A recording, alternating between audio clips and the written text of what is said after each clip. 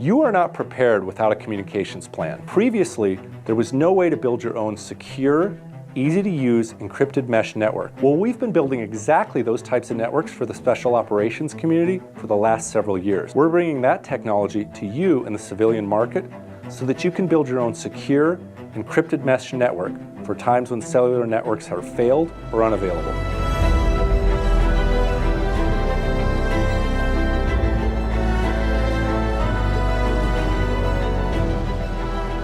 Hey, it's Michael from Beartooth. We're going to show you the optimal way to set up your Beartooth plus ATAC system. First thing you do, please get your Android phone, get it handy.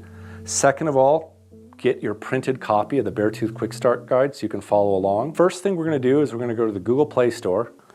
So I'm in Google Play and I type in Android Tactical Awareness Kit and I hit install. So it's downloading right now.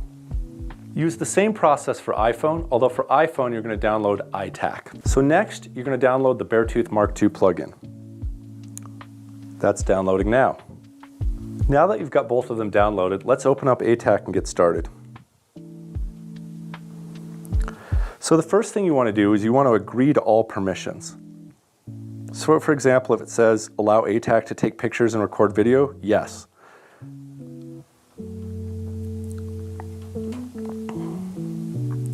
There'll be about 10 screens asking you various permissions. Answer allow to all of those.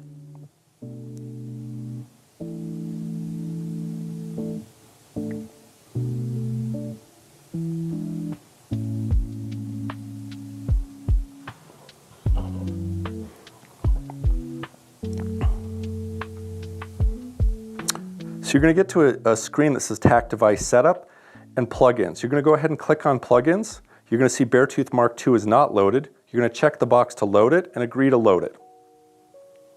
You use the left arrow to get back to the main screen, hit done, hit OK, hit allow, and you're going to see the red Beartooth rings. Now, pick up your radio and you'll note that the power switch when it's close to the antenna is off, but away from the antenna is on. So you're going to turn your Beartooth on. You're going to see that your Beartooth 0053 serial number. When you click on the red rings, you're going to see 0053 is available to connect to. You're going to connect to that device. Now that you're connected to your Beartooth, you're ready to start walking through some more functions. You're going to hear me talk about Beartooth settings and ATAC settings. Beartooth settings are found by clicking on the red or green rings. ATAC settings are found by clicking on the 3 horizontal bars at the top. So in this case, let's go to ATAC settings. Click on the 3 bars, scroll all the way down to settings that looks like the gear. Click on call signs, click on call sign preferences, click on my call sign, and let's go ahead and update the call sign. In my case, let's make it Michael and then BTR as an abbreviation for Beartooth Radio. So we're going to go ahead and save that, and we're going to use the left arrow to get back out to the main menu. We're going to see that we're connected to the green rings. Now let's go ahead and make sure that we're on the desired network. So now you can see a few basic settings. We see we're on network 5150. That's the default Beartooth network. And we're going to leave it on that because that's what our team's running on today. You're going to see a GUI box right below that. GUI box is graphical user interface to turn on encryption. So you could click on that, which we will. And now it'll say enter your encryption key. So maybe we've decided that our team encryption key is Alpha Bravo 123456789. You'd enter that key, you'd make sure that everyone on your network enters that key into their ATAC device, and now your Beartooth ATAC network is running on an encrypted network. So for the rest of today, we're going to leave it unencrypted, but that's how you'd run an encrypted network. Okay, now that we're up and going and connected to our Beartooth, and our friends are connected to their Beartooths, let's go ahead and go into contacts. Contacts are look like 3 heads in your ATAC. So I've just clicked in there and I see that there's some other Beartooths on the network. So I'm going to go ahead and click on Beartooth broadcast and say hello to make my presence known to the other folks on the Beartooth network. Message from Michael BTR, hello. We now hear that. And now the other user on the network will respond to me. Beartooth broadcast group message from Bandsaw ABC, hello. So now we've used our first messaging across the Beartooth mesh network. We're several pages into the Quick Start Guide, so let me get us advanced up there. so that we can follow along in the guide as well.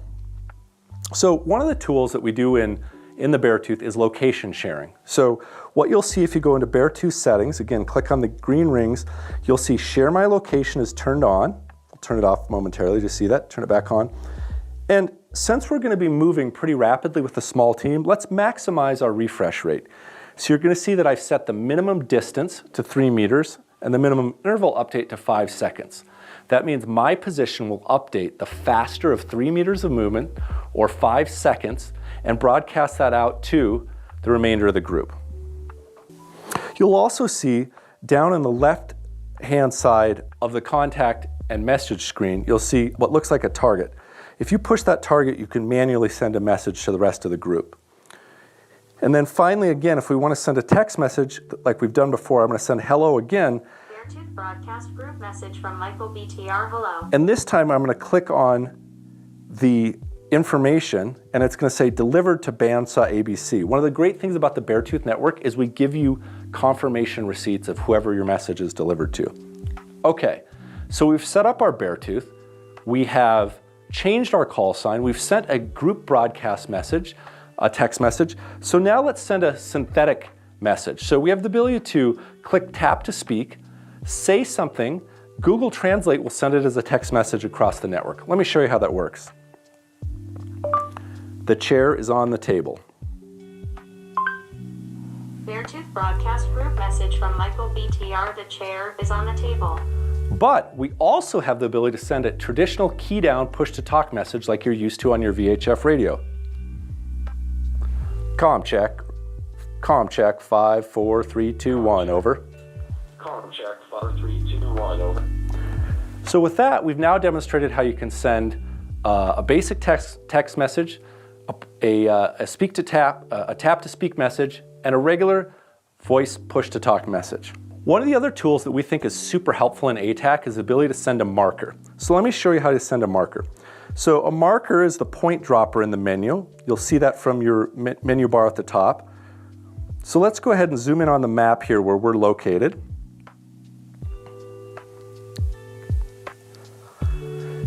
And we're going to go ahead and mark an unfriendly location just adjacent to us. So we're going to click on the point dropper. We're going to grab the red diamond to signify an unfriendly position. We're going to drop it on the map. We're going to go ahead and hit send, and then we're going to say to the Beartooth broadcast group and send again. And now it'll be populated on other devices in the network. So if we go look at our companion device here, we now see that Michael BTR has dropped a marker on the map. Now, let's say that we want to egress away from that unfriendly point. So I'm going to go ahead and show a route out of our current location. So I'm going to build a route out of our current location, how we can egress the building we're in and get to a safe location on a predefined route. So we're going to go into ATAC settings, and we're going to go down and find the route tool. We're going to do a new route. It's going to be a walking route. We're going to do a manual entry, and we're just going to draw a route out of where we're at.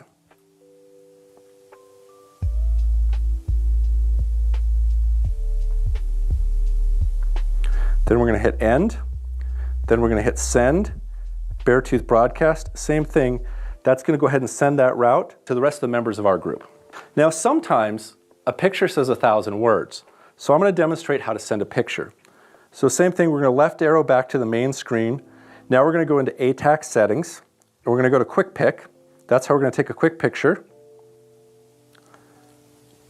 So we're going to take a picture of our setup, and we're going to go ahead and send that to the rest of the group.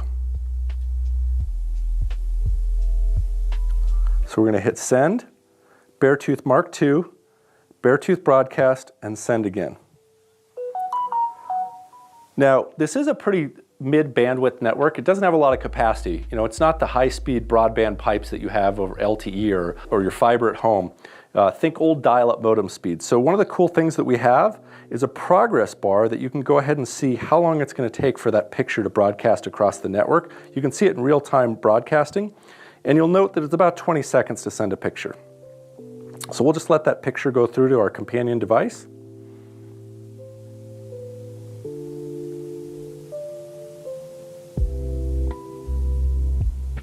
So great, now over on the companion device we see the same picture that we took a picture of.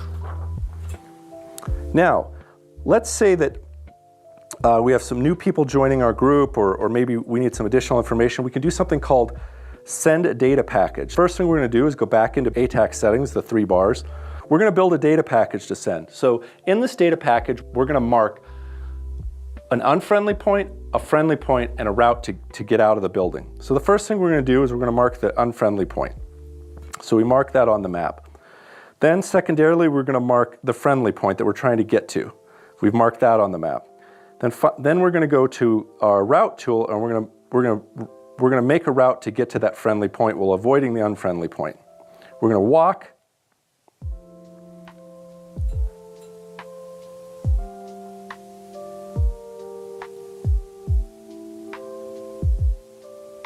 And we've made a small route to get from our current location to the friendly point. So now what we're going to do is we're going to end that. And we're going to use a tool called Lasso Select to grab all of the objects in our view. We're going to lasso select them. We're going to export them as a data package. We're going to include attachments. We're going to go new. We're going to build it. Now we have Michael BTR data package. We're going to go ahead and send that data package to the other Beartooth users via Beartooth broadcast. And now it's sending, and we'll see that that data package will soon populate on the companion device. So now we have the unfriendly point, the friendly point, and the route that we're taking out of the building to the friendly location. All right, the next thing that we want to do is what you probably have seen by now is you'll see a Beartooth broadcast group and maybe see the ability to send a direct message to your friend. But what if you want to create a custom talk group like red group or blue group? So now we'd go into Beartooth settings, and we're going to scroll down and we're going to say add a Beartooth group, and we're just going to call this one blue group.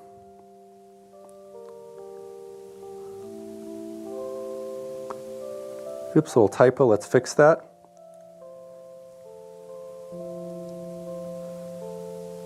And we're going to add, we've only got one other device on network. If we had multiple devices, we could select more than one. So we're going to add Bandsaw ABC to the group. So now, Bandsaw is going to see on their device that they've been added to Michael BTR's blue group. And if we go back out, we'll now see that you have both Beartooth broadcast message, you've got direct messages, and now you've got Beartooth groups. So we can go in there and we can go to the blue group and we can send a message to hello blue group. Blue group. Group message from Michael BTR, Flow Blue group. Okay, so we've now shown you how to set up a Beartooth group as well. One of the other important functions that we talk about is a breadcrumb. So a breadcrumb is basically a Beartooth with no phone attached to it. You might want to put that on a drone, put it on a water tower, really get it up in the air, and that's going to allow you to really extend your range.